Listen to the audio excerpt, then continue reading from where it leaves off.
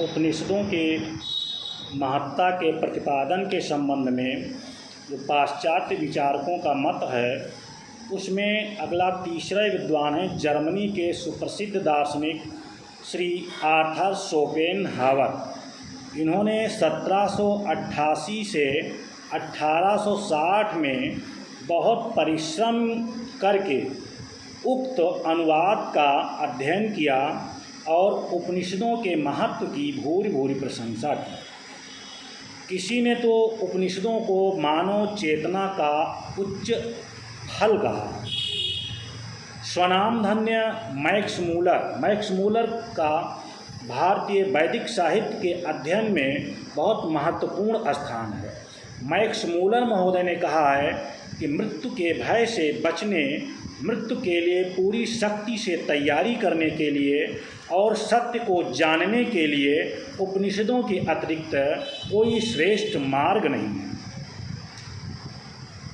अगले विद्वान डोगमास of Buddhism नामक ग्रंथ के लेखक ह्यूमन ने लिखा है, सुकरात, अरस्तु, अफलातून आदि कितने दार्शनिकों के ग्रंथ मैंने ध्यानपूर्वक पढ़े हैं, परंतु जैसी शांतिमयी आत्मविद्या मैंने उपनिषदों में पाई वैसी और कहीं देखने को नहीं मिली। इज गॉड नोवेल नामक ग्रंथ में उसके रचयिता प्रोफेसर जी आर्क ने लिखा है, मनुष्य की आत्मिक, मानसिक और सामाजिक गुत्थियाँ किस प्रकार सुलझ सकती हैं, इसका ज्ञान उपनिषदों से ही मिल सकता है।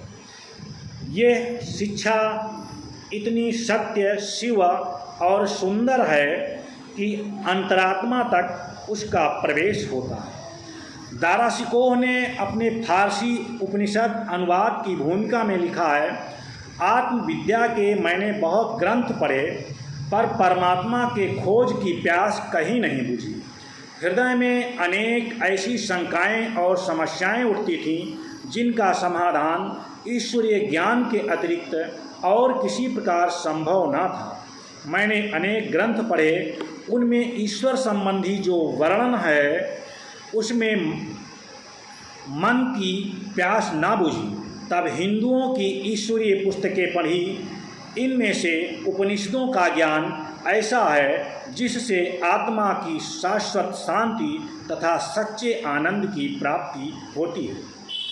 अगले पाश्चात्य विद्वान डॉक्टर एनी बेसेंट ने लिखा है, उपनिषदों के महत्व को बताते हुए कहा है उन्होंने कि भारत का ज्ञान मानव चेतना की सर्वोच्च देन है। उपनिषदों के महत्व को बताते हुए उन्होंने ऐसा कहा है।